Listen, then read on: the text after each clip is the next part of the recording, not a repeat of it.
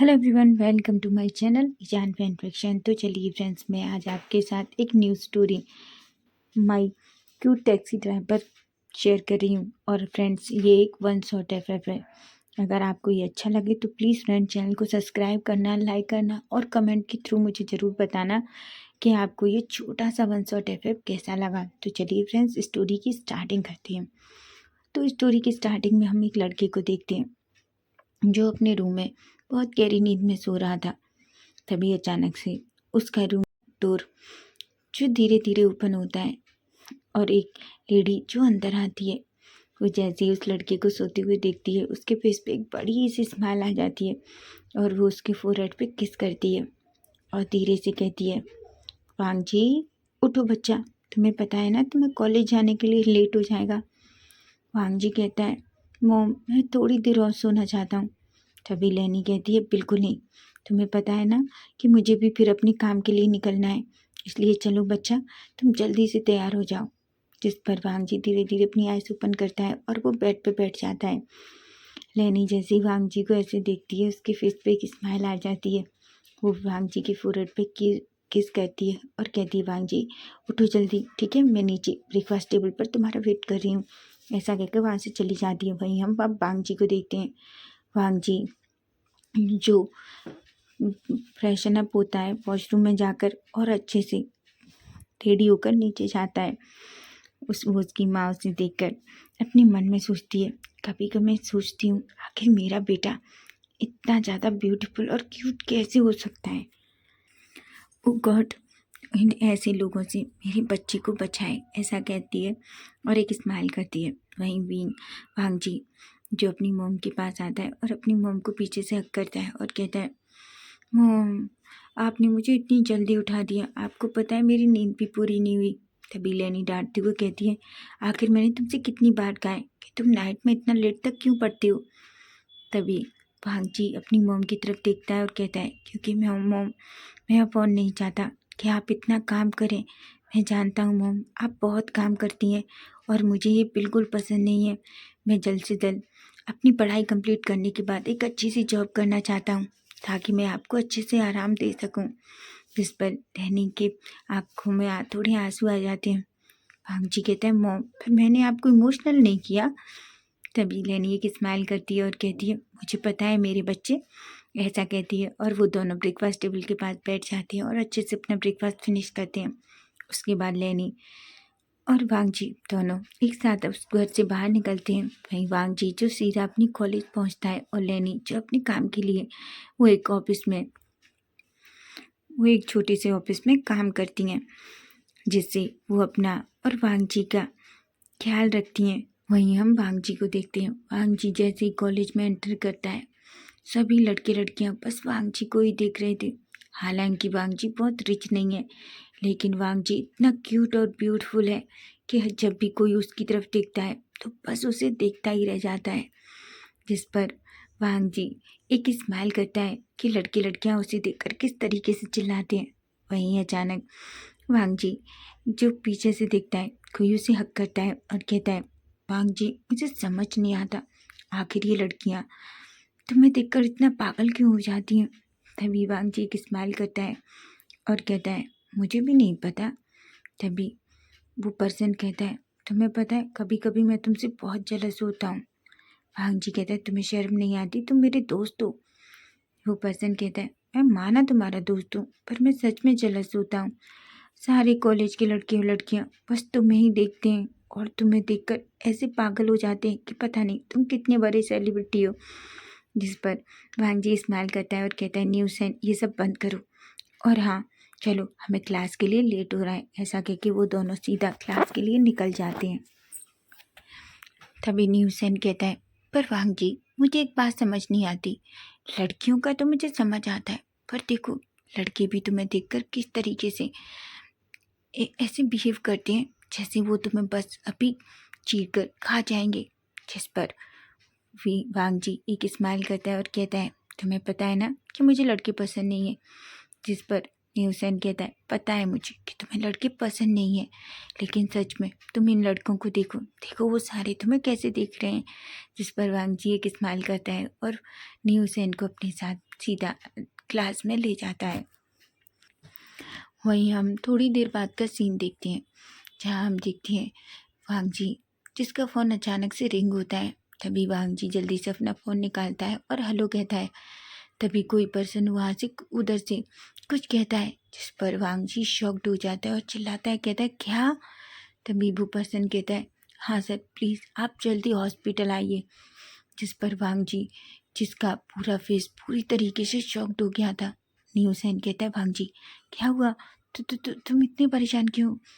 वांग जी कहता है, नहीं न्यूसेन, मॉम का एक्सीडेंट हो गया है। तभी न्यूसेन कहता है, क्या? वांग जी कहता है, हाँ न्यूसेन, हमें अभी हॉस्पिटल जाना होगा। न्यूसेन कहता है, ठीक है मेरे साथ चलो, मेरे पास बाइक है। ऐसा कहता है न्यूसेन और वांग जी जल्दी कॉलेज से बाहर भागते हैं। न्यूसेन सीधा अपनी बाइक लेता है। तभी वांग जी कहता है, न्यूसेन क्या मैं तुम्हारी बाइक चलाऊं?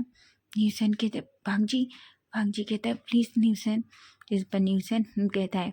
फाइनली वांग जी जो बाइक स्टार्ट करता है और न्यूसेन जो उसके पीछे बैठता है और दोनों सीधा हॉस्पिटल के लिए निकल जाते हैं। तभी हम देखते हैं वांग जी जो सीधा हॉस्पिटल पहुंचता है। तभी वो हॉस्पिटल में जैसे ही अंदर एंटर करता है, वो सीधा उस रूम के सामने जाता है जहाँ उसकी मॉम ऑलरेडी पहले से एडमिट थी। तभी वो डॉक्टर से कहता है, सर डॉक्टर मेरी मॉम कैसी है? तभी वो डॉक्टर कहता है, आप कौन है? वांग जी कहता है, मैं उनका बेटा हूँ। वो डॉक्टर कहता है, देखिए मैं आपको बता दूँ, उनका बहुत बुरी तरीके से एक्सीडेंट हुआ है।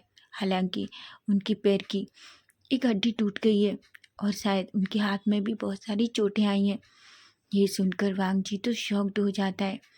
तभी वो पर्सन कहता है, वैसे अभी हमने उनका ऑपरेशन कर दिया है। अभी हालांकि वो खतरे से बाहर है, लेकिन फिर भी उन्हें बहुत दिनों तक अच्छे से बेड रेस्ट करना होगा। जिस पर वांग जी आंसू भरी आंखों से बस डॉक्टर को देखता है और डॉक्टर वहाँ से चला जाता है। तभी न्यूसेन जो वांग जी के शोल्डर पर हाथ रखता है और कहता है, वांग जी सब ठीक हो जाएगा, तुम इतना टेंशन मत लो। वांग जी कहता है, न्यूसेन मेरी मॉम। तभी न्यूसेन कहता है, वांग जी मुझे पता है कि तुम्हारी मॉम बीमार है, लेकिन तुम्हें पता है ना, तुम्हें अच्छे से अपना ख्याल रखना होगा। नहीं तुम्हारी मॉम अगर तुम्हें ऐसे टूटा हुआ देखेंगी तो फिर उनकी केयर कौन करेगा? जिस पर वांग जी कहता है और सीधा न्यूसेन की तरफ देखता है। वहीं हम थोड़ी देर बाद का सीन देखते हैं, जहाँ हम देखते हैं वांग जी जो सीधा अपनी माँ के पास एक चेयर पर बैठा हुआ था। उसकी आंखों से आंसू गिर रहे थे, उसकी माँ अभी भी बेहोश थी। तभी अचानक उसकी मॉम धीरे धीरे अपनी आइज़ ओपन करती है और वो वांग जी की तरफ देखती है। वांग जी जैसे ही अपनी माँ को ऐसे देखता है, वो जल्दी से अपने आंसुओं को क्लीन करता है और कहता है, मॉम कैसी हैं आप? तभी लेनी कहती है, बेटा मैं ठीक हूँ, पर तभी लेनी जो अपनी आँखों में आंसू भरती हैं और अपना फेस दूसरी तरफ कर लेती हैं, क्योंकि उन्हें पता था कि वांग जी जो अभी पढ़ाई कर रहा है, एक लेनी थी जिनकी जॉब से उनका पूरा घर चलता था और वांग जी की पढ़ाई का खर्चा भी। लेकिन अब उन्हें नहीं पता कि वो कितने दिन तक अपने काम पर नहीं जा सकती और आखिर आगे सब कुछ कैसे होगा। वांग जी जो अपनी मॉम की आंखों में इतना पेन देखता है तो कहता है, मॉम आपको किसी चीज़ की टेंशन लेने की ज़रूरत नहीं है, मैं हूँ ना। ऐसा कहता है। तभी लेनी कहती है, मुझे माफ़ कर दो बेटा, मुझे पता है मैं तुम्हें कभी कुछ नहीं दे पाई जो एक माँ अपने बेटे को देती है। तुमने लाइफ में हमेशा मैंने जो दिया उसे खुशी खुशी लिया, लेकिन तुम्हारे सपने मैं कोई सपना पूरा नहीं कर पाई। तभी वांग जी अपनी मोम का हाथ पकड़ता है और कहता है, मोम आप कैसी बातें कर रही हैं? आप अच्छे से जानती हैं आपने मुझे इतना प्यार दिया है। सबसे बड़ी बात, आप मुझे इस दुनिया में लेकर आई, उससे भी बड़ा क्या हो सकता है? और दूसरी बात मोम, मुझे कुछ भी नहीं चाहिए और वैसे भी अब आपको टेंशन करने की ज़रूरत नहीं है। लेनी जो बस वांग जी की तरफ देखती है। तभी वांग जी कहता है, मॉम आप रेस्ट करिए, मैं भी आता हूँ। ऐसा कहता है और वो सीधा उस रूम से बाहर जाता है। लेकिन जैसे ही वांग जी रूम से बाहर जाता है, वांग जी पूरी तरीके से टूट जाता है और वो रोते हुए उस चेयर पर बैठ जाता है। तभी हम देखते हैं न्यूसेन जो सामने से आता है और वांग जी को ऐसे रोता हुआ देखता है तो उसे बहुत दुख होता है। तभी वांग जी कहता है, न्यूसेन मैं क्या करूं, मुझे कुछ भी समझ में नहीं आ रहा। न्यूसेन कहता है वांग जी तुम्हें बस अच्छे से अपनी मॉम का ख्याल रखना होगा।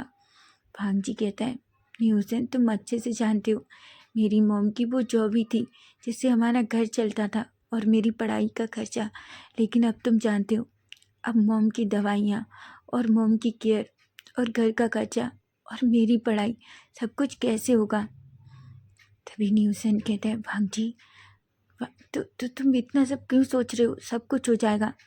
वांग जी कहता है न्यूसेन झूठी दिलासा मत दो, तुम अच्छे से जानते हो कि ऐसा कुछ भी नहीं होने वाला, सब कुछ खत्म होता हुआ दिख रहा है, ऐसा कहता है।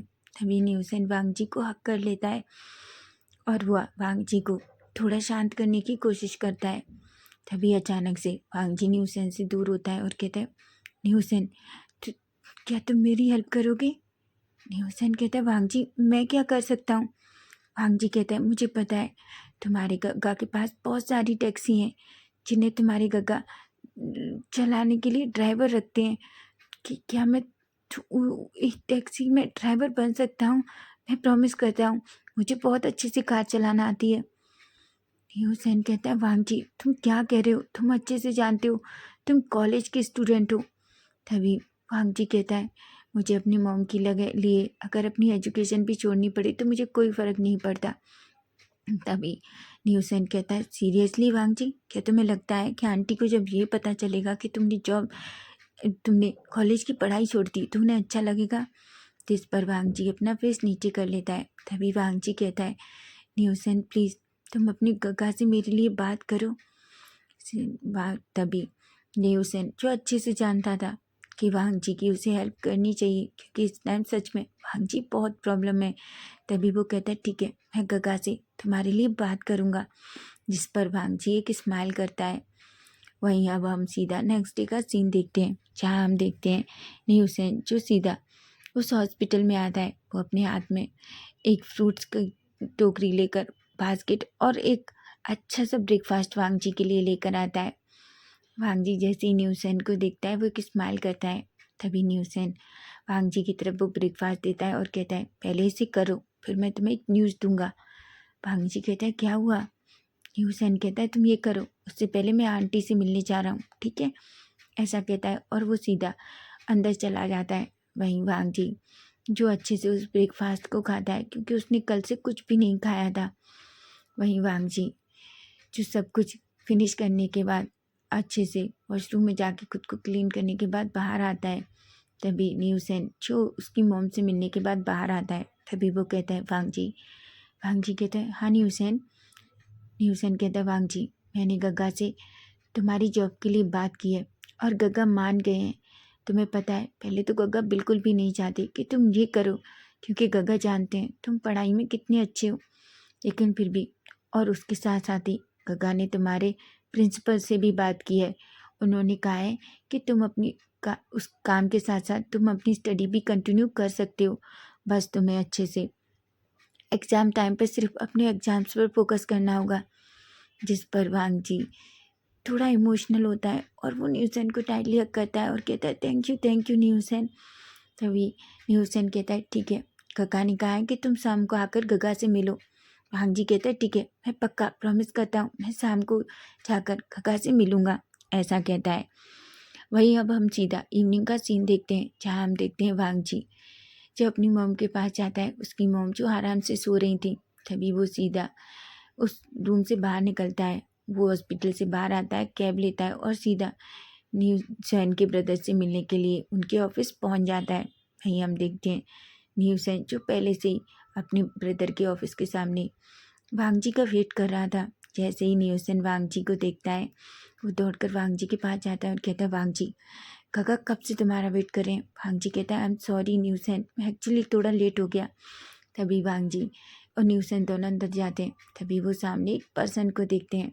वो पर्सन जैसे ही वांग जी को देखता है कि स्माइल करता है, वहीं वांग जी भी झुककर उन्हें बो करता है। तभी वांग जी कहता है गग्गा। तभी न्यूसेन के ब्रदर जिनका नाम नीमुंजू है तो वांग जी के पास आते हैं और कहते हैं वांग जी क्या तुम सच में ये करना चाहते हो। वांग जी कहता है ऑफकोर्स गग्गा मेरे पास और कोई चॉइस नहीं है। नीमुंजू एक स्माइल करते हैं और कहते हैं ठीक है अपना काम अच्छे से करो। वांग जी कहता है, मैं प्रॉमिस करता हूँ मैं अपना काम बहुत अच्छे से करूँगा और आपको किसी भी शिकायत का मौका नहीं दूंगा। जिस पर नी मुंजे एक स्माइल करते हैं और कहते हैं, वांग जी मैं बहुत अच्छे से जानता हूँ तुम्हें। तभी नीमन जी कहते हैं, देखो वांग जी, मैं नहीं चाहता कि तुम 24 आवर्स ये टैक्सी चलाओ। इसलिए मैंने डिसाइड किया है कि तुम जितने भी वीआईपी गेस्ट आते हैं उन सबको पिक करोगे, उन्हें होटल ले जाओगे, और हाँ, अगर उन्हें बाहर कहीं जाना है तो तुम उन्हें बाहर लेकर जाओगे। वांग जी कहता है, क्या?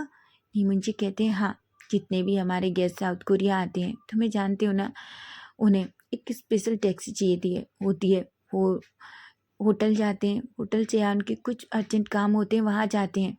बस तुम्हें उन लोगों को लाना है और छोड़ना है। जिस पर वांग जी कहता है। तभी न्यून जी कहते हैं, उसके बाद जितना भी टाइम तुम मिले तुम अच्छे से अपनी स्टडी भी कर सकते हो। जिस पर वांग जी के फेस पे एक स्माइल आ जाती है। तभी न्यून जी कहते हैं, ठीक है वांग जी, अब तुम अपना काम करो। और वो एक लिस्ट देते हैं और कहते हैं, देखो यहाँ बहुत सारे गेस्ट हैं जो इतने दिनों में और इतनी डेट को आएंगे और तुम्हें सबको पिक करना है। जिस पर वांग जी एक स्माइल करता है और कहता है, और वहीं वो नीमुंजी और सैन को थैंक यू कहता है और चला जाता है। अब हम देखते हैं टाइम ऐसे ही जा रहा था। वांग जी अपना काम बहुत अच्छे से करता था। वो जितने भी वीआईपी गेस्ट आते थे उनको पिक करता था, उन्हें उनके होटल छोड़ता था, या उन्हें कहीं मीटिंग के लिए जाना होता था वहाँ लेके जाता था। ऐसे ही अब 2 महीने बीत चुके थे। नीमुंजे भी वांग जी के काम से बहुत खुश थे, क्योंकि जितने भी कस्टमर आते थे किसी ने भी कभी वांग जी की कोई कंप्लेंट नहीं की, बल्कि वो सभी वांग जी की कार चलाने की इतनी तारीफ करते थे, जिस पर नीमुंजे को बहुत अच्छा लगता था। वहीं वांग जी की मॉम भी अब घर वापस आ गई थी। वो अभी भी चल नहीं सकती थी, इसलिए वांग जी उनकी भी अच्छे से केयर करता था। वहीं वांग जी ने अपनी पढ़ाई, जो सिर्फ घर से ही स्टडी उसने जारी रखी थी, क्योंकि वो डेली डेली कॉलेज नहीं जा सकता था। उसके लिए भी उसके प्रिंसिपल ने उसे हाँ कह दिया था। वहीं हम देखते हैं वांग जी जो अपनी मॉम के पास बैठा हुआ था कि तभी अचानक से वांग जी का फ़ोन बजता है। जैसे ही वांग जी फ़ोन देखता है कि फ़ोन नीमुंजे का है। वांग जी फ़ोन उठाता है और कहता है, गगा क्या हुआ? नीमुंजे कहते हैं, वांग जी क्या तुम अभी मेरे ऑफिस आ सकते हो? वांग जी कहता है, ओके गगा, मैं आता हूँ, क्या कुछ हुआ है? नीमुंजे कहते हैं, बस वांग जी तुम अभी आ जाओ। जिस पर वांग जी कहता है और वो सीधा जल्दी से खड़ा होता है और कहता है, मॉम आप अपना अच्छे से ख्याल रखना, मैं बस नीमुंजी गग्गा से मिलकर आता हूँ। जिस पर लहनी एक स्माइल करती है और कहती है। वहीं वांग जी सीधा वहाँ से निकलता है और सीधा नीमुंजी के ऑफिस पहुँच जाता है। तभी वांग जी कहता है, क्या हुआ गग्गा? नीमुंजी कहते हैं, वांग जी तुम्हें एक बहुत ही स्पेशल और वीआईपी गेस्ट जो चाइना से आ रहा है, वो यहाँ कुछ दिन रहेगा और तुम्हें अच्छे से उनकी उन्हें एयरपोर्ट से पिक करना है और होटल छोड़ना है, ठीक है? और बाकी वो कहीं भी जाएंगे तो तुम्हें उनके साथ रहना होगा। मुझे लगता है भांग जी ये कुछ दिन तुम्हारे लिए बहुत बिजी भी हो सकते हैं, क्योंकि वो पर्सन चाइना का नंबर 1 रिचेस्ट पर्सन है। भांग जी कहता है, ठीक है काका। तभी वो कह नीमुंजे कहते हैं, तुम जानते हो वो वेक कॉर्पोरेशन का सीईओ है, इसलिए तुम्हें बहुत अच्छे से ख्याल रखना होगा। अगर कुछ भी गड़बड़ हुई, मैंने सुना है उसे बहुत गुस्सा भी आता है। वांग जी कहता है, ठीक है काका, मैं इस बात का ख्याल रखूंगा, ऐसा कहता है। जिस पर नीमुंजे एक स्माइल करते हैं और कहते हैं, ठीक है, तैयार रहना, वो मॉर्निंग 9 o'clock तक एयरपोर्ट पर आ जाएगा। जिस पर वांग जी कहता है और वो वहाँ से चला जाता है। अब हम सीधा नेक्स्ट डे मॉर्निंग का सीन देखते हैं, जहाँ हम देखते हैं वांग जी पहले से ही उस पर्सन का एयरपोर्ट के सामने वेट कर रहा था। तभी हम देखते हैं एक पर्सन जो अचानक से एयरपोर्ट से बाहर आता है। उसके पीछे तो बॉडीगार्ड्स चल रहे थे। वांग जी जो बस उसे ही देख रहा था, लेकिन तभी वांग जी जैसे ही उस पर्सन को देखता है तो बस देखता ही रह जाता है। वहीं वांग जी पूरी तरीके से शॉक था कि आखिर ये छोटी उम्र का इंसान इतनी बड़ी कंपनी का सीईओ कैसे हो सकता है। वहीं हम देखते हैं वांग जी जैसे ही उस पर्सन को देखता है वो करता है। वो पर्सन कहता है, तुम कौन हो? तभी वांग जी कहता है, सर मैं आपकी कार का ड्राइवर हूँ। जैसे ही विंग सामने वांग जी को देखता है वो बस देखता ही रह जाता है। वांग जी बहुत ज़्यादा क्यूट और ब्यूटीफुल लग रहा था उससे। उसकी नज़रें तो वांग जी के फेस से हट ही नहीं रही थी। पर वहीं वांग जी जो बस अपना फेस नीचे करता है और कहता है, सर क्या क्या कुछ हुआ है? तभी अचानक से विंग अपनी सेंस में आता है और वो फिर से वही कोल्ड फेस बनाता है और कहता है, कुछ नहीं, चलो हम होटल चलते हैं, मैं बहुत थक गया हूँ, ऐसा कहता है। जिस पर वांग जी बस अपना सर हाँ में हिलाता है। वहीं विंग जो जल्दी से कार में बैठ जाता है और उसके जो दो बॉडीगार्ड थे वो ऑलरेडी दूसरी पीछे कार में बैठ जाते हैं। वांग जी जो अपनी कार में बैठता है और सीधा कार ड्राइव करने लगता है, वो मिरर से विंग को देख रहा था। विंग जिसका फेस बहुत कोल्ड था, उसके फेस पर किसी भी तरह के कोई भी एक्सप्रेशंस नहीं थे, जिसे देखकर तो वांग जी को और डर लग रहा था। वो अपने मन में कहता है, ऐसा कौन पर्सन हो सकता है जिसके फेस पर कोई स्माइल ही नहीं हो? और ये देखो, ये तो कितना खड़ूस है इस। और हाँ, ऐसे भी वो बहुत अमीर है, शायद इसीलिए उसे इस बात का बहुत घमंड भी है। अपने मन में ऐसा सोचता है और फिर वो अपना पूरा फोकस कार चलाने में लगता है। लेकिन वहीं हम विंग को देखते हैं। विंग जो चुपचाप कई बार वांग जी को चोरी चोरी देखता है।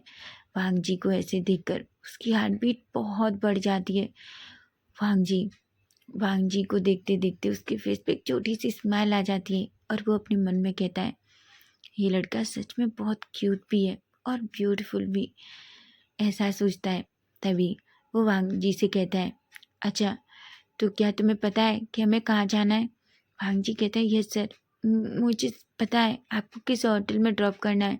जिस पर वांग जी विंग कहता है। वांग जी जो कुछ भी नहीं कह रहा था, उससे सच में विंग से बहुत डर लग रहा था। ऊपर से विंग के साथ वो दो हट्टे कट्टे बॉडीगार्ड, जिन्हें देखकर तो वांग जी और डर गया था। तभी वांग जी विंग को उसके होटल के सामने रोकता है। वो जल्दी से कार से उतरता है और विंग के लिए कार का डोर ओपन करता है। विंग डोर कार से बाहर आता है। तभी वो वांग जी की तरफ देखता है। अचानक विंग की नज़र वांग जी के उन रेड लिप्स पर पड़ती है, जिन्हें देखकर विंग अचानक से ही अपनी लोअर लिप को बाइट कर लेता है।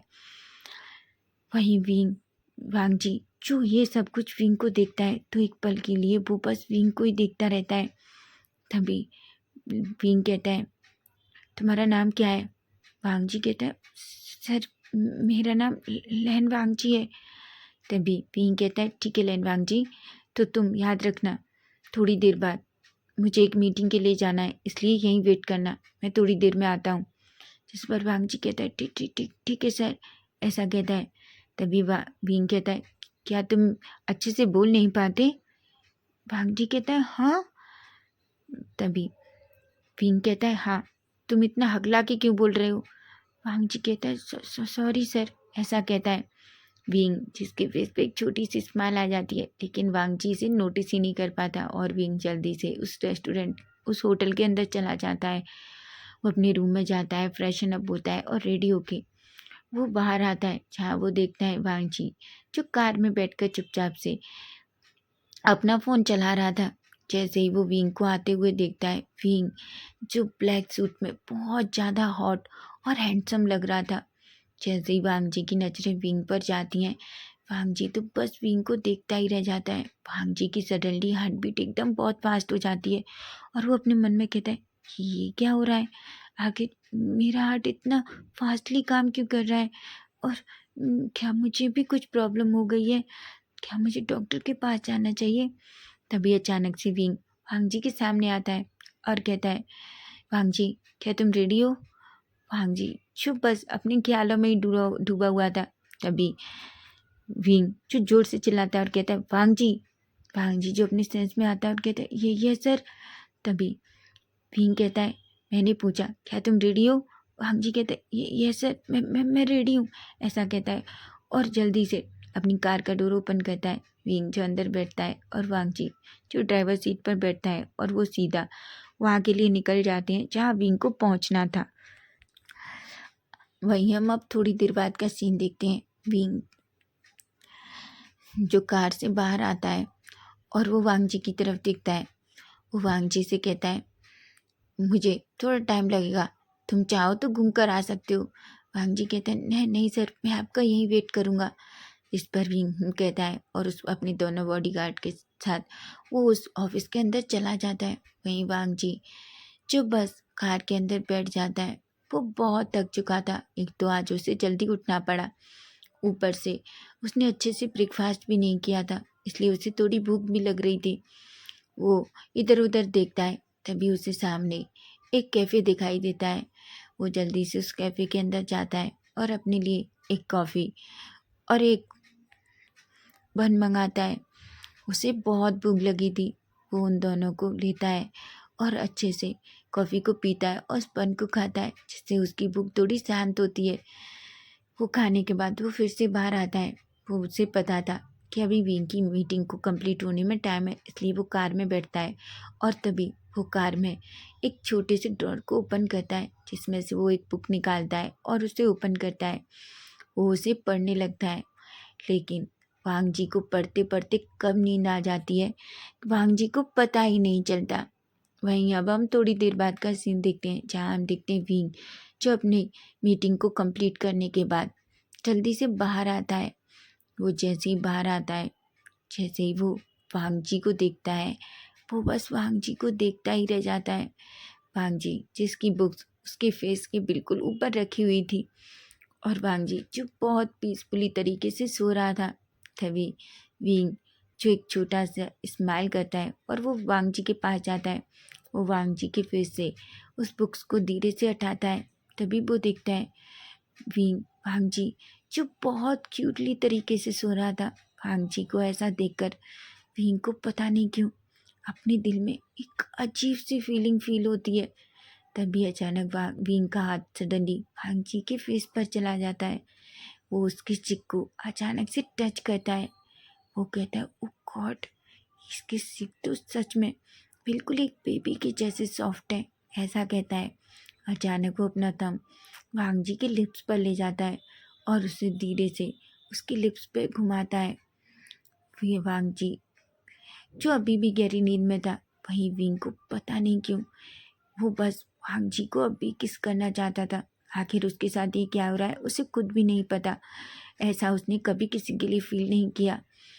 हालांकि उसने बहुत सारे वन नाइट स्टैंड किए हैं, लेकिन उसने कभी भी किसी के साथ ऐसा रिलेशन नहीं रखा। लेकिन पता नहीं क्यों वांग जी को देखकर उसके दिल में एक अलग फीलिंग है, जो उसके साथ कभी नहीं हुई। तभी अचानक जैसे ही वांग जी को कुछ फील होता है, वो जल्दी से अपनी आइज़ ओपन करता है। तभी वो देखता है कि विंग का जो थंब है वो उसके लिप्स पर है। विंग जैसे ही वांग जी की आइज़ ओपन होते हुए देखता है, वो जल्दी से अपना हाथ वांग जी के फेस से उठाता है। वांग जी जो एकदम से शॉक्ड हो जाता है और वो जल्दी से कार में अच्छे से बैठ जाता है और कहता है सर सर आप। वांग विंग कहता है हाँ, वो एक्चुअली तुम इतना गहरी नींद में सो रहे थे, मैंने तुम्हें कितनी बार उठाया। भांग जी कहता है सॉरी सर, मुझे माफ़ कर दीजिए। विंग कहता है कोई बात नहीं, ऐसा कहता है और वो जल्दी से कार के अंदर बैठ जाता है। वहीं वह भांग जी कहता है भांग जी तुम क्या कर रहे हो, तुम सच में पागल हो गए हो, तुम काम के टाइम ऐसे कैसे सो सकते हो। तभी वो अपनी बुक को अच्छे से सही से रखता है और वो कार को ड्राइव करने लगता है। वहीं हम देखते हैं भांग जी विंग के फेस के सामने बार बार भांग जी का वही क्यूट सा फेस नजर आने लगता है। वो चुपके से कई बार मिरर में भांग जी को देखता है और अपने मन में कहता है कि तू बहुत क्यूट है, सच में माई क्यूट ड्राइवर, ऐसा कहता है। तभी हम देखते हैं अचानक विंग कहता है अच्छा तो तुम क्या करते हो। भांग जी कहता है क्या सर। विंग कहता है मैंने पूछा कि तुम क्या करते हो। भांग जी कहता है सर मैं ये टैक्सी चलाता हूँ और हाँ मैं कॉलेज का स्टूडेंट भी हूँ। तभी विंग कहता है अच्छा तुम्हारी एज क्या है। भांग जी कहता है सर मैं 20 ईयर का हूँ। विंग कहता है अच्छा। वहीं हम देखते हैं विंग की नज़रें भांग जी से हट ही नहीं रही थी और भांग जी जो मिरर से कई बार देखता है कि विंग बस उसे ही देख रहा है, इसलिए उसे थोड़ा अनकंफर्टेबल फील होता है। वहीं वांग जी विंग को सीधा उसके होटल के सामने छोड़ता है। तभी विंग कहता है ठीक है मुझे मॉर्निंग 8 o'clock कहीं जाना है, इसलिए क्या तुम जल्दी आ सकते हो। विंग कहता है जी ओके सर मैं टाइम से आ जाऊँगा, ऐसा कहता है और जल्दी से कार में बैठता है और वहाँ से चला जाता है। वांग विंग जो बस जाते हुए वांग जी को देख रहा था, उसके फेस पे एक स्माइल आती है और वो बस उसे जाते हुए देखता है और वो भी सीधा अपने होटल के अंदर चला जाता है। वहीं अब हम देखते हैं ऐसे ही टाइम स्किप हो रहा था। विंग जो 1 मंथ के लिए साउथ कोरिया के अपने एक बिजनेस प्रोजेक्ट के लिए आया है। अब विंग को 15 डेज कंप्लीट हो चुके हैं। वो चोरी चोरी ऐसे ही विंग को देखता, वांग जी को देखता था। वांग जी भी पता नहीं क्यों जब भी विंग उसके आसपास होता उसकी हार्ट बीट बहुत फास्ट हो जाती। आखिर उसके साथ ये सब क्यों है उसे भी नहीं पता। वहीं वांग जी जो विंग से थोड़ा डिस्टेंस रखता था, पर विंग जो किसी ना किसी बहाने से बस विंग को टच करने की कोशिश करता था। लेकिन वो कभी भी उसने ऐसा नहीं किया कि ताकि वांग जी थोड़ा अनकंफर्टेबल फील करे। लेकिन फिर भी वांग जी विंग की बातों का जवाब देता था। हालांकि अभी भी वांग जी के विंग के फेस को देखकर वांग जी को थोड़ा डर लगता है, लेकिन फिर भी वो विंग के सवालों के जवाब देता है। वहीं हम देखते हैं वांग जी जो विंग को होटल ड्रॉप करता है। तभी विंग कहता है वांग जी कहता है यस सर। विंग कहता है वांग जी एक्चुअली मुझे नाइट में एक बार में जाना है जहाँ मेरी एक मीटिंग है, तो क्या तुम मुझे जल्दी 9 o'clock तक बार में छोड़ सकते हो। वांग जी कहता है ऑफ कोर्स सर, ये मेरा काम है, ऐसा कहता है। जिस पर विंग कहता है। अब हम सीधा नाइट का सीन देखते हैं, जहाँ हम देखते हैं वांग जी देखता है कि विंग जो बहुत ब्यूटीफुल तरीके से रेडी होता है और वो नीचे आता है। नीचे आके जैसे ही वांग जी के सामने आता है, वांग जी तो बस उसे देखता ही रह जाता है। अचानक वांग जी अपने लोअर लिप को थोड़ा बाइट करता है, जिसे देखकर वांग जी के फेस पे विंग के फेस पे एक स्माइल आ जाती है। वहीं वांग जी विंग के लिए डोर ओपन करता है और खुद भी कार में बैठता है और सीधा विंग को उस बार में ले जाता है। वहीं विंग जो कार से बाहर आता है, उसके बॉडीगार्ड भी उसके साथ ही आते हैं। तभी विंग कहता है भांग जी क्या तुम अंदर नहीं आओगे। भांग जी कहता है नहीं नहीं सर, मुझे बाहर और ये सब में जाना पसंद नहीं है। भांग जी कहता है ऐसा कहता है। विंग कहता है ठीक ठीक है, मैं जल्दी वापस आऊँगा, तुम मेरा यहीं वेट करना। जिस पर भांग जी कहता है। विंग जो अंदर जाता है, हम देखते हैं विंग जो जहाँ हम देखते हैं पहले से ही मिस्टर सू और उनकी सिस्टर सुई विंग का वेट कर रही थी। विंग को देखकर सुई बस विंग को देखती ही रह जाती है। वहीं विंग जो सीधा मिस्टर सू के सामने बैठता है, वो दोनों एक दूसरे को हाय हेलो करते हैं। वहीं सुई भी विंग को हेलो बोलती है। तभी मिस्टर सू सुई से विंग का इंट्रोडक्शन कराते हैं, जिस पर विंग एक छोटी सी स्माइल करता है और सभी उसमें बार में एक टेबल के पास बैठ जाते हैं। तभी विंग कहता है ठीक है, बताइए मिस्टर सू, और उस प्रोजेक्ट के बारे में मुझे जानना है। जिस पर मिस्टर सू कहते हैं प्रोजेक्ट के बारे में मिस्टर सू विंग को पूरी फाइल्स देते हैं, जिसे विंग चेक करता है और कहता है ठीक है मिस्टर सू, तो अब मुझे चलना चाहिए। तभी सुई विंग का हाथ पकड़ती है और कहती है मिस्टर विंग इतनी जल्दी क्या है, अभी तो पार्टी शुरू हुई है, अभी तो आप यहाँ आए हैं और आप इतनी जल्दी भी चलने लगे, क्या आप हमारे साथ थोड़ा ड्रिंक नहीं करेंगे। विंग अचानक सुई से अपना हाथ दूर करता है और कहता है बिल्कुल मिस सुई, लेकिन मैं ज़्यादा ड्रिंक नहीं करूँगा। जिस पर सुई एक स्माइल करती है और कहती है। वो कई तरीके से विंग को टच करने की, उसे सेड्यूस करने की कोशिश कर रही थी, लेकिन विंग उसकी तरफ देखता भी नहीं है। तभी अचानक सुई खड़ी होती है और कहती है गगा मैं भी आती हूँ, ऐसा कहती है और वो सीधा वॉशरूम की तरफ चली जाती है। वहीं हम देखते हैं एक वेटर जो हाथ में कुछ ड्रिंक लेकर विंग और सू के पास आता है। तभी वो एक ड्रिंक का गिलास विंग के हाथ में देता है।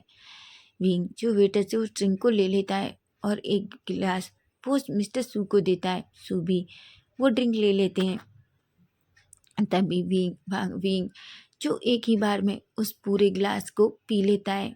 वहीं हम दूर में देखते हैं, दूर से एक लड़की जो उसके फेस पे एक स्माइल थी और वो कहती है मिस्टर वे, मैं आज आपको अपना बना के रहूँगी, मैंने कितना आपका वेट किया है आपको पता भी नहीं है। मैं कब से चाहती थी कि आप साउथ कोरिया आएँ, लेकिन मैंने आपका बहुत वेट किया है। मैंने कितनी मुश्किलों से तुम्हें यहाँ बुलाया है। अब देखो मैं तुम्हारे साथ क्या करती हूँ। वहीं हम विंग को देखते हैं। विंग जो ड्रिंक करने के बाद सीधा खड़ा होता है और कहता है, ठीक है मिस्टर सू, अब मैं चलता हूँ, ऐसा कहता है। और वो एकदम जाने के लिए ही होता है कि तभी सुई पास आती है और कहती है, पर आप कहाँ चल दिए, अभी तो आपने। तभी विंग अचानक गुस्से में सुई की तरफ देखता है और कहता है, मिस्टर सू, आप अपनी बहन को समझा लीजिए, मुझे ये सब पसंद नहीं है। मुझे किसी का टच पसंद नहीं है, समझी तुम। ऐसा कह के वो उसका हाथ जोर से झटकता है। वहीं विंग को धीरे धीरे अचानक से चक्कर आने लगे थे। तभी उसके बॉडीगार्ड पास आते हैं और कहते हैं, सर क्या आप ठीक हैं। विंग खुद को संभालता है और कहता है, हाँ ठीक, मैं ठीक हूँ, ऐसा कहता है। और वो सीधा उस बाहर से बाहर निकल आता है। वहीं मिस्टर सू गुस्से में अपनी बहन की तरफ देखते हैं और कहते हैं, आखिर तुमने क्या किया है। सुई कहती है, कुछ नहीं, बस मुझे काका ये बताइए मिस्टर विंग कौन से होटल में ठहरे हैं। जिस पर मिस्टर सू गुस्सा होते हैं और खींचकर सुई को एक थप्पड़ लगाते हैं और वो कहते हैं, तुम क्या चाहती हो। तुमने जिद की, इसलिए मैं मिस्टर विंग के पास तुम्हें लेकर आया, लेकिन याद रखना अगर कुछ भी गड़बड़ हुई ना तो मैं तुम्हें छोड़ूंगा नहीं, ऐसा कहता है। वहीं हम विंग को देखते हैं। विंग सीधा भांगजी की कार के पास जाता है। भांगजी जो पहले से ही कार के बाहर खड़ा होकर विंग का वेट कर रहा था, वो विंग को थोड़ा नशे में देखता है। तभी वो उसके बॉडीगार्ड से पूछता है, क्या हुआ है सर को। तभी विंग विंग कहता है, भांगजी तुम जल्दी कार स्टार्ट करो, मुझे जल्दी से एक होटल पहुंचना है। जिस पर भांगजी कहता है और वो विंग को उन बॉडी गार्ड के साथ अच्छे से कार में बिठाता है। वहीं हम देखते हैं वांगजी भी कार के अंदर बैठता है और सीधा विंग को होटल की तरफ ले जाने लगता है। वहीं विंग जिसे बहुत ज़्यादा हॉट फील हो रहा था, वो धीरे धीरे अपनी पहले गले की टाई को ओपन करता है। विंग जो ये सब वांगजी जो ये सब कुछ देख रहा था, तभी वांगजी कहता है, सर क्या आप ठीक हैं। विंग कहता है, वांगजी प्लीज़ तुम कार थोड़ा जल्दी ड्राइव करो। वही वांगजी अपनी कार की स्पीड और तेज कर देता है। तभी हम देखते हैं थोड़ी देर में ही वांगजी जल्दी से विंग के उस होटल के सामने कार रुकता है। वांगजी जो कार से बाहर आता है और वो सीधा विंग को संभालने के लिए कार का डोर ओपन करता है और विंग को धीरे से कार से उतारता है। वहीं वो दोनों बॉडीगार्ड्स भी विंग को कार से उतारने में हेल्प करते हैं। तभी विंग अचानक से बॉडीगार्ड से कहता है, दूर हटो मुझसे। जिस पर बॉडीगार्ड डर जाते हैं, विंग भी डर जाता है, वांगजी भी डर जाता है। तभी विंग कहता है, वांगजी प्लीज़ मुझे मेरे रूम तक छोड़ दो। वांगजी कहता है, क्या। विंग कहता है, हाँ प्लीज़, क्या तुम मुझे मेरे रूम तक छोड़ दोगे, ऐसा कहता है। वहीं वांगजी को बहुत वहीं विंग की बॉडी पूरी तरीके से हॉट हो गई थी। उसकी बॉडी धीरे धीरे पूरी रेड होने लगी थी। उसे बहुत हॉट फील हो रहा था। वो बस वांगजी की तरफ ही देख रहा था। अचानक वांगजी की जो स्मेल थी वो उसे आने लगती है, क्योंकि विंग का जो फेस था वो सीधा वांगजी की नेक के करीब जाता है। वो उस स्मेल को जैसे ही अपने अंदर लेता है, उसे एक अजीब सी फीलिंग होती है। वांगजी जो धीरे धीरे विंग को उसके रूम के सामने ले जाता है। तभी वो विंग के पॉकेट में हाथ डालता है और वहाँ का जो कार था उसे निकालता है और डोर को ओपन करता है। तभी वो सीधा विंग को अंदर ले जाता है। वांगजी विंग को अच्छे से सोफे पे बिठाता है और कहता है, सर मैं आपके बॉडी गार्ड्स को भेजता हूँ, वो आपकी हेल्प करेंगे। जैसे ही विंग जाने वाला था जैसे ही वांगजी जाने वाला था कि अचानक से विंग वांगजी का हाथ पकड़ लेता है और उसे अपनी तरफ खींच लेता है। वांगजी तो एकदम से शॉक्ड हो जाता है। वांगजी पूरी तरीके से विंग के ऊपर था। तभी विंग वांगजी के लिप्स को अचानक कैप्चर कर लेता है, जिस पर वांगजी पूरी तरीके से शॉक्ड हो जाता है। वांगजी को तो कुछ भी समझ नहीं आ रहा था। तभी विंग कहता है, वांगजी प्लीज़ मेरी हेल्प करो। वांगजी कहता है वांगजी कहता है, सर आप क्या कर रहे हैं, छोड़िए मुझे। वांगजी जो विंग से खुद को छुड़ाने की कोशिश कर रहा था, लेकिन उसे पता था कि वांगजी के पीछे विंग थोड़ा टॉल भी था और ज़्यादा हेल्दी भी, और वांगजी खुद को विंग से छुड़ा नहीं सकता। वो बहुत स्ट्रगल करता है पर विंग तो वांग जी को छोड़ ही नहीं रहा था। वो विंग वांग जी की नेक पे आ जाता है और उससे बहुत ही पैशनेट तरीके से किस करने लगता है। तभी अचानक से वो विंग वांग जी को अपनी बाहों में ब्राइडल स्टाइल में कैरी करता है। वांग जी तो पूरी तरीके से शॉक्ड हो जाता है क्योंकि वो बहुत नशे की हालत में था। विंग कहता है, सर प्लीज़ मुझे जाने दीजिए। तभी वांग जी देखता है कि विंग उसे उसके रूम में लाता है और सीधा उसे बेड पर पटक देता है और कहता है, प्लीज़ मेरी हेल्प करो। मुझे नहीं पता मेरे साथ क्या हो रहा है, पर प्लीज़ मुझे तुम्हारी हेल्प की ज़रूरत है वांग जी, प्लीज़ मेरी हेल्प करो। वांग जी कहते, सर पर तभी विंग फिर से वांग जी के ऊपर आ जाता है और उससे पैशनेट तरीके से किस करने लगता है। वहीं वांग जी जो अब पूरी तरीके से विंग के सामने खुद को सरेंडर कर दिया था, क्योंकि उसे पता था कि अब कुछ भी हो जाए विंग उनसे छोड़ने वाला नहीं है। वहीं वांग जी भी विंग की किस का रिस्पॉन्स करने लगता है, दोनों एक दूसरे को किस करने लगते हैं। वहीं विंग किस करते करते वांग जी की नेक पे आ जाता है और वहाँ बहुत सारे छोटे छोटे बाइट और वहाँ पे सक लिक करने लगता है। वांग जी की ब्रीथिंग बहुत हैवी हो गई थी। तभी विंग वांग जी की शर्ट के बटन ओपन करता है और जल्दी से विंग के वांग जी के सारे कपड़ों को निकाल कर बाहर फेंक देता है। वांग जी चुप जिसे बहुत अच्छी फील हो रहा था। तभी विंग की नजरें वांग जी पर जाती हैं। वांग जी विंग की नेक से लेकर उसके टमी तक अपनी फिंगर घुमाता है और कहता है, वांग जी तुम बहुत हॉट हो। वांग जी ये सुनता है तो उसे बहुत शाय फील होता है। वहीं उसे थोड़ा डर भी लग रहा था। तभी विंग कहता है, वांग जी ऐसा कहता है और फिर से वांग जी के लिप्स को कैप्चर कर लेता है। वो वांग जी को फिर से पैशनेट तरीके से किस करता है। वो विंग के वांग जी भी विंग को किस रिटर्न करने लगता है। वहीं विंग वांग जी की चेस्ट पे आता है, उन्हें सक करता है, लिक करता है, उसकी पूरे टमी पे किस करता है। बेचारा वांग जी जो पूरी तरीके से मून कर रहा था। तभी वांग जी से थोड़ा दूर होता है और जल्दी से अपने सारे कपड़े निकाल देता है और फिर से वांग जी के ऊपर आ जाता है। विंग जो जो नशे में पूरी तरीके से भूल चुका था कि वो क्या कर रहा है। तभी वो अचानक खुद को बिना वांग जी को रेडी किए हुए खुद को सडनली एंटर कर देता है, जिस पर वांग जी की चीख निकल जाती है। वो पूरी तरीके से वांग जी की आंखों से इतने आंसू निकलते हैं, उसकी आंखें पूरी तरीके से रेड हो जाती हैं। वांग जी जो कुछ कह भी नहीं पाता, क्योंकि उसकी आवाज़ पूरी उसके आंसुओं और उसके रोने की वजह से उसमें मिक्स हो जाती है। वहीं वांग जी जो विंग को रोकने की कई बार कोशिश करता है, पर जैसे विंग तो रुकने का नाम ही नहीं लेता। और वहीं विंग मल्टीपल राउंड वांग जी के साथ इंटीमेट होता है और ऊपर से वांग जी जो कई बार बेहोश हो जाता है। लेकिन विंग वांग जी को जब तक नहीं छोड़ता जब तक वो पूरी तरीके से सेटिस्फाई नहीं हो जाता। फाइनली विंग भी पूरी तरीके से थक जाता है और वो उसी हालत में वांग जी को कटल करके सो जाता है। वहीं हम नेक्स्ट डे मॉर्निंग का सीन देखते हैं, जहाँ हम देखते हैं वांग जी जिसकी आइज पहले ओपन होती है, वो धीरे धीरे अपनी आइज ओपन करता है।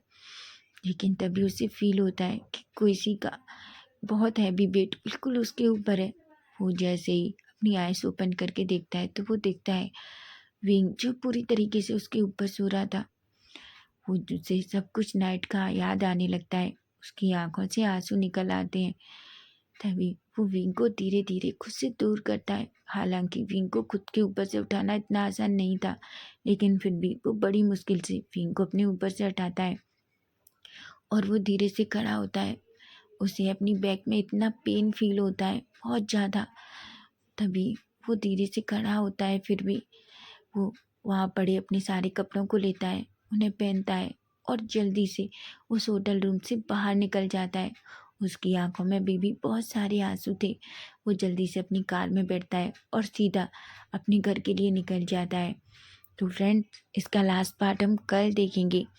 अगर आपको स्टोरी अच्छी लगे तो प्लीज़ फ्रेंड मुझे कमेंट ज़रूर करना और हाँ, सब्सक्राइब करना, लाइक करना। Bye bye, take care.